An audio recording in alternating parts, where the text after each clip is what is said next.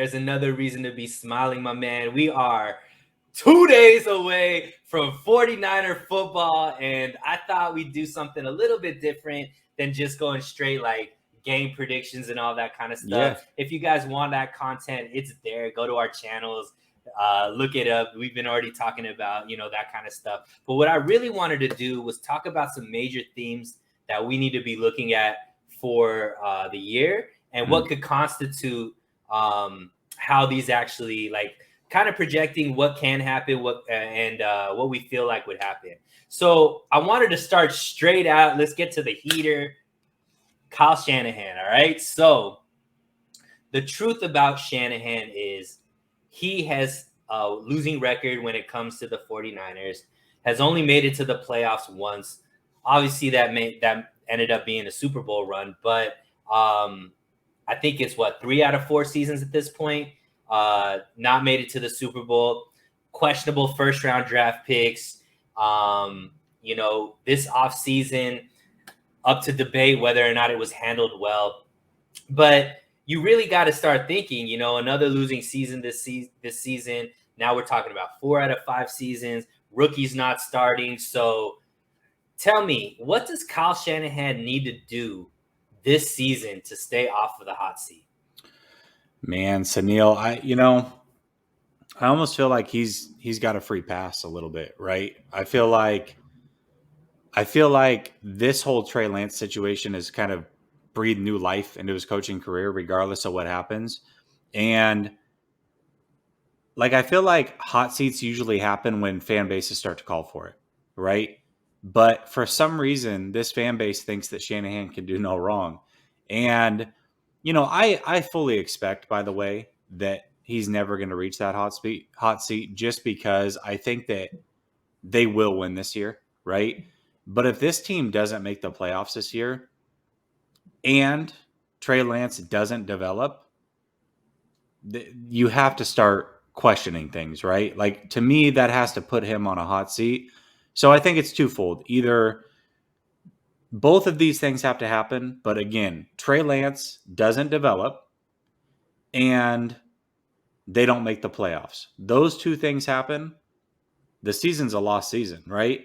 Everybody expects this team to win, and we'll talk about our personal expectations later, but I would assume the expectation bare minimum is playoffs. Some people have the expectation of a Super Bowl with this team. So if you don't make the playoffs, well, then this gem of a quarterback that you spent all this capital on better pan out. And if you also waste a whole season running with Jimmy and this man isn't getting better throughout the season and you can't see that happening, that's where things have to get serious, and he would be put on the hot seat there. I don't see either of those things happening, but if they do, I think that's the way that it can happen. Yeah, and I agree with you as far as I think there is a difference between football and what should happen and somehow what's going on in San Francisco. And I think there's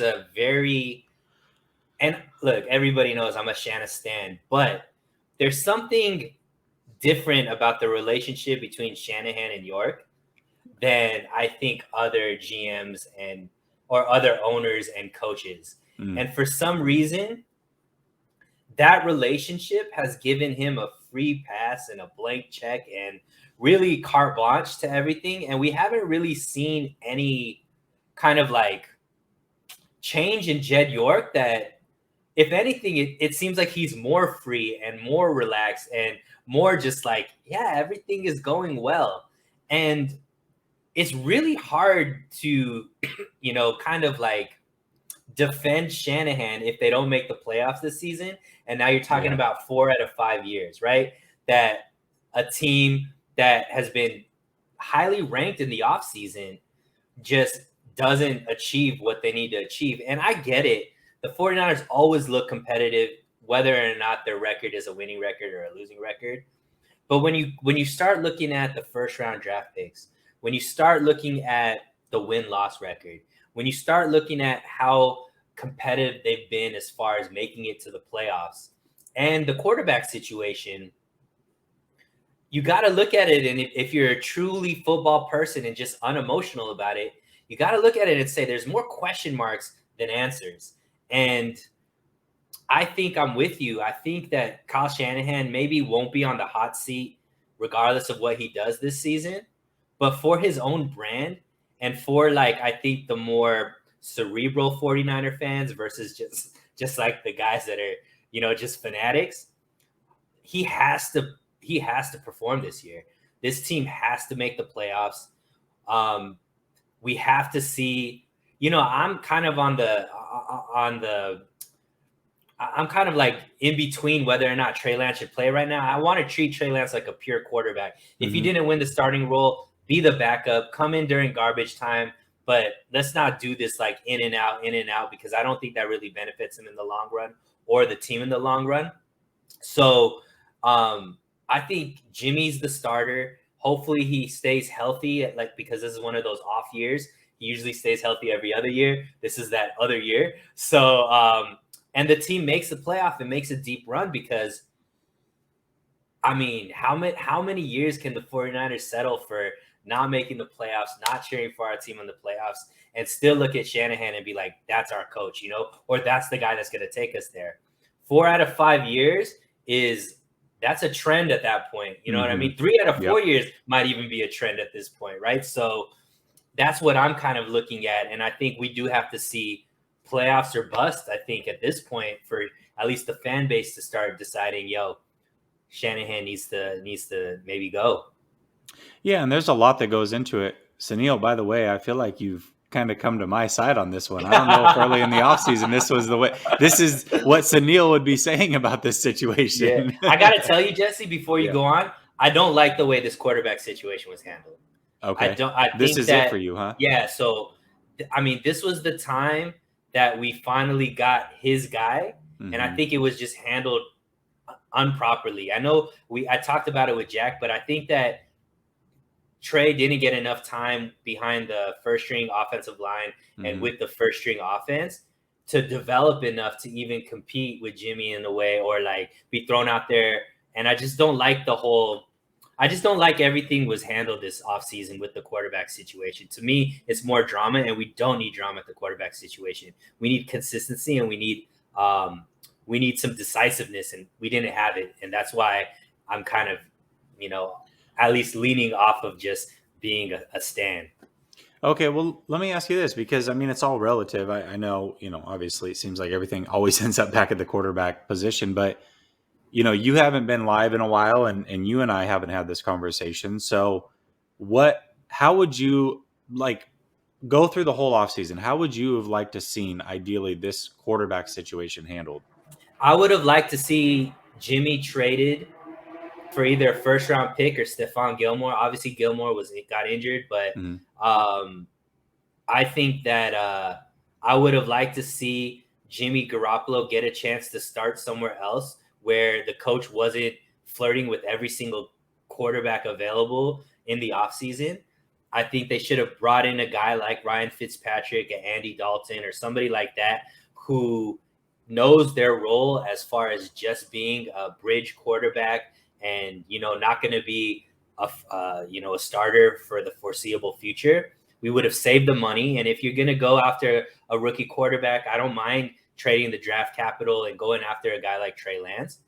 But we're seeing everything that we expected with the locker room that has a guy there that we already love, $26 million stacked into this guy.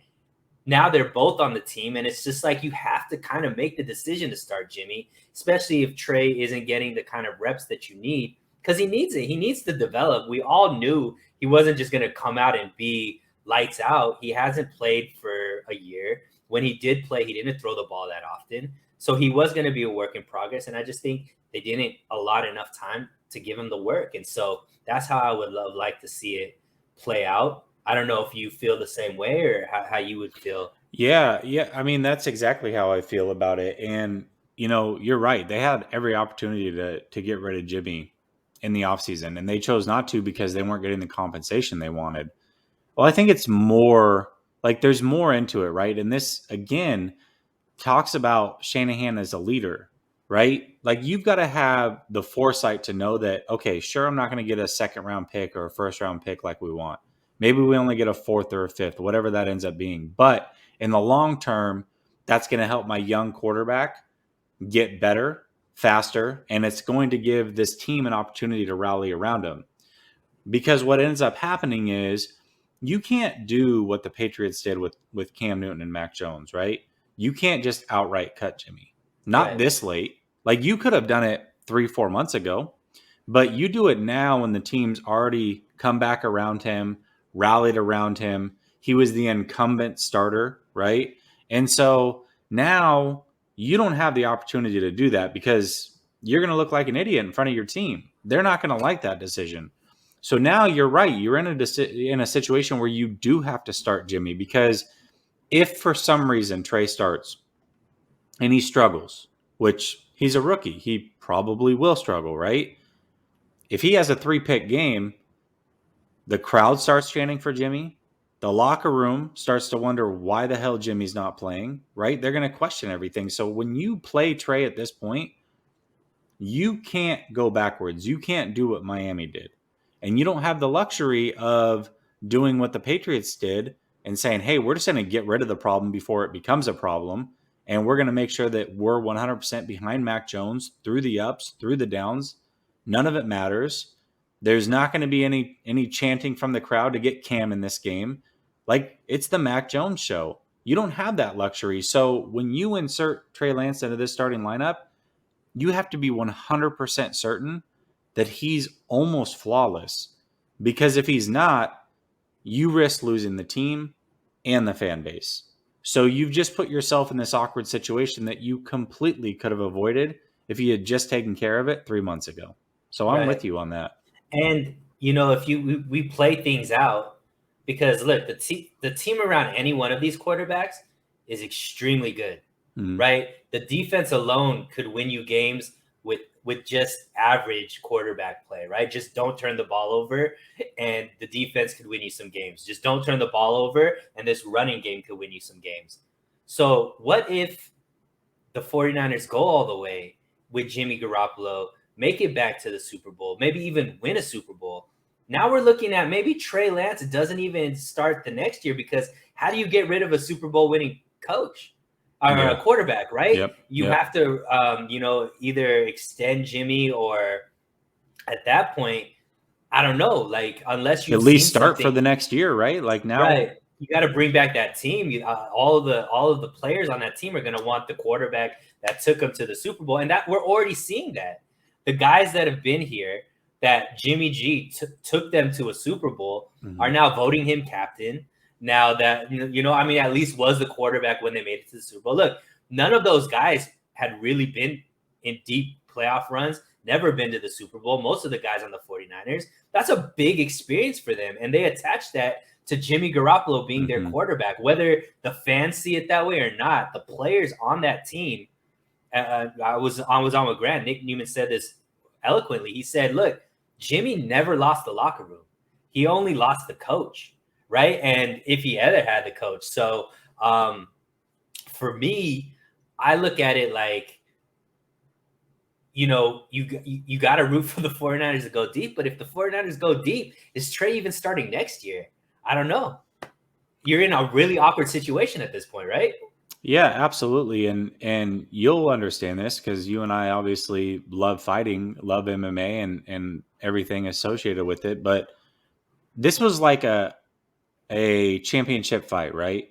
Mm-hmm. And it's different. Like Justin Fields should be starting in Chicago. There should be no debate, right? Because Fields is new to the team, Andy Dalton's new to the team, right?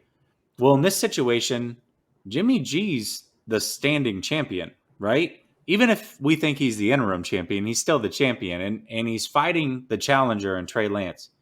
Well, in order for Trey Lance to take that job, he had to knock Jimmy out of that job, right? It couldn't be what we saw happen, which is essentially a split decision. One judge gave it to Jimmy, one judge gave it to Trey. Right. You're going to go with the champion in that scenario. So Jimmy gets the nod. Jimmy didn't necessarily earn it, but he lasted all 5 rounds and it was kind of close.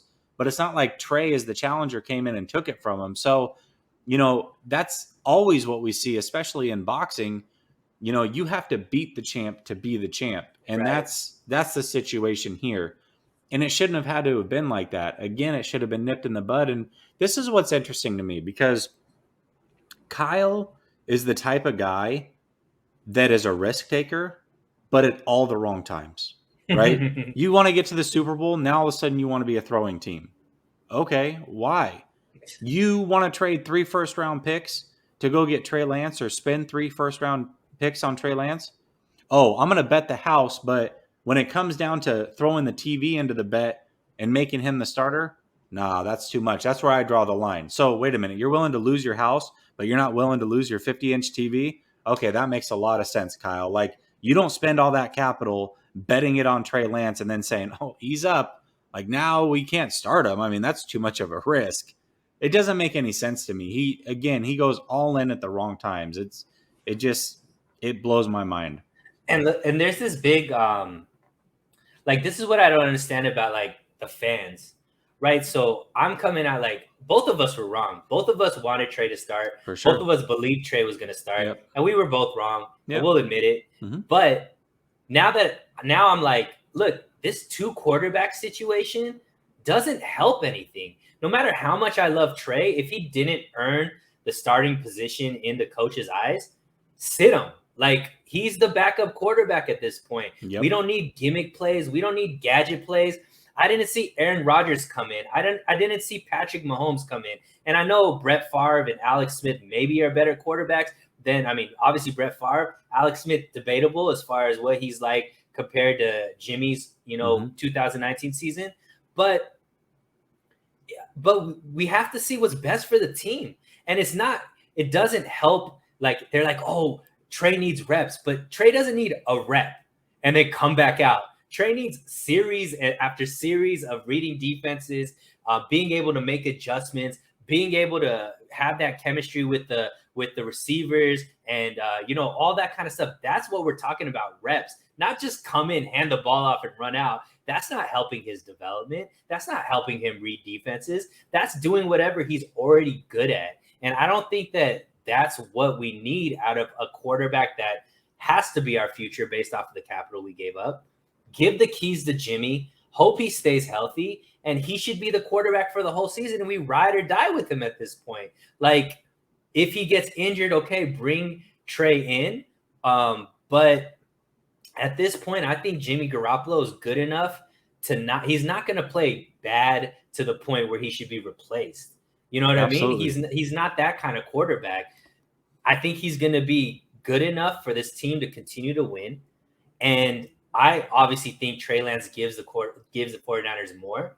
But at this point, you can't make that switch. No. You can't, not with this quarterback, not with a guy who's taken a team to the Super Bowl, this team to the Super Bowl. You know what I mean? Absolutely.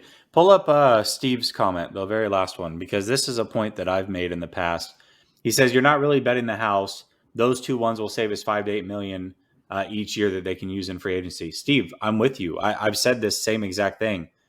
The problem is it only saves you if Jimmy's also not on the roster, right? And that's what we're discussing right now, which is how long is Jimmy going to stay around? Because if this team does have another deep run and Jimmy plays well, you can't just dump Jimmy. You've got the same problem on your hands next year. So you're still paying Jimmy 26. Where are you going to spend the money at? Where does that $5 to $8 million get spent? It gets spent to extend some players, but it doesn't get spent to bring players in. So that sounds great on paper, but unless Jimmy's gone, that doesn't really work, right? And so, listen, Sunil, I'm with you 100% on this. The whole thing doesn't make sense. And here's another contradiction, right? So first of all, I don't think it's fair to Jimmy. Like, we've bagged on Jimmy and whatever else, but if Jimmy is the starter, it's not fair for him to go in and out of the lineup either. Right. Like, he's the starter. Let him be that guy, right? So at that point, it's unfair to Jimmy. If Trey does come in and out a lot, I also don't understand how that's helping his development. So let me get this straight, Kyle. Trey, you wanted him to play solely from the pocket when it came to the preseason and evaluating him. And once he showed you he wasn't a pocket quarterback, then you remove him from the equation as a starter, and you want him to get better in coming in and not being a pocket quarterback. How does that make any sense? So you're For going to sure. use all the things that you know he does well, and that's somehow going to help him develop as a pocket quarterback. That it's a contradiction all the way around. I don't buy any of it. If Trey was the starter, Jimmy wouldn't be coming in and out of the lineup. Right. Like, it would just be Trey. So do the same thing for Jimmy. I also just to put a cap on this, I don't think that Trey's going to get a lot of burn unless it is a blowout. All this stuff we saw against the Raiders, that's all window dressing. I put the over under at 6.5 total snaps. I just don't see it. I don't think he's going to get a lot of burn. I think that's Kyle finding a way to calm down the fan base or whatever and act like it's more than what it is. I don't see him getting a lot of snaps, but I could be wrong. Why would you risk your backup quarterback's health, putting him in situations where he's going to get hit, right? Because if you're coming in and just running the option, he's going to get hit either as the ball carrier or pitching it at the last second. You know what I mean? Yeah. So, and his development, his issues isn't his legs. His issues isn't his ability to run. His issue is, as a quarterback in college, he only threw the ball on average 16 times a game. Mm-hmm. He hasn't played all last season. So obviously he wasn't good enough to overtake the position against Jimmy, according to Kyle Shanahan, through training camp. So make him your full-time backup and treat him like that. I don't want him to be Taysom Hill. Taysom Hill hasn't won the starting job for the New Orleans Saints. They brought in Jameis Winston to be that starter. So to me, I just think we need to use Trey as that backup quarterback at this point.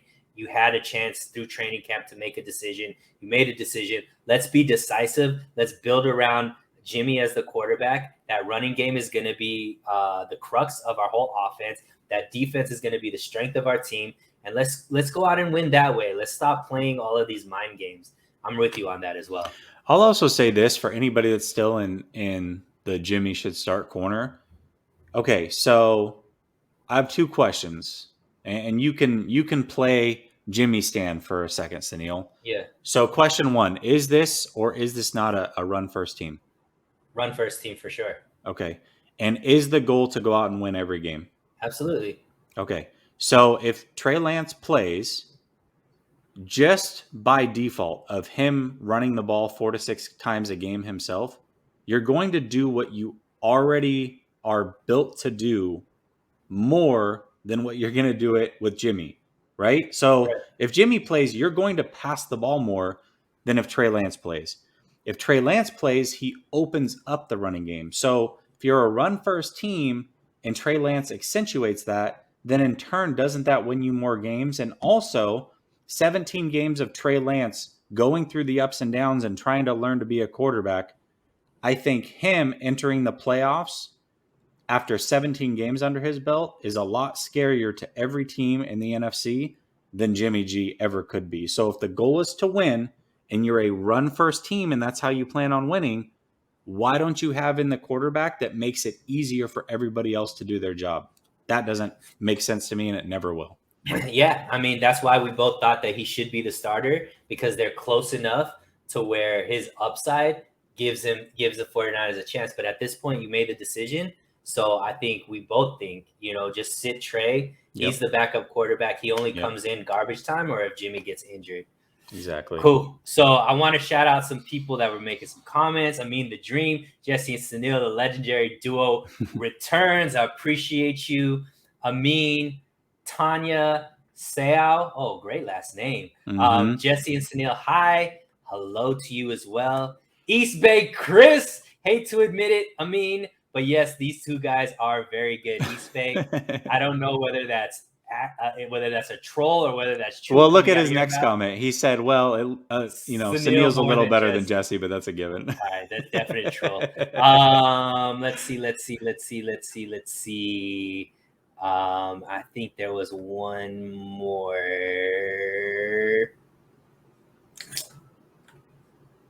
Sunil, what up, Evan? Thank you so much for tuning in. And J.R. Meadows, we need Jimmy G and Sir Lance. See, I don't know if we do, my man. I think we just need one quarterback to keep moving the ball down the field and get Lance in to develop in garbage time. At this point, it's about the team. It's not about the quarterback. And the team needs to know who their quarterback is and rally around one guy. So that's how I feel, at least. For sure.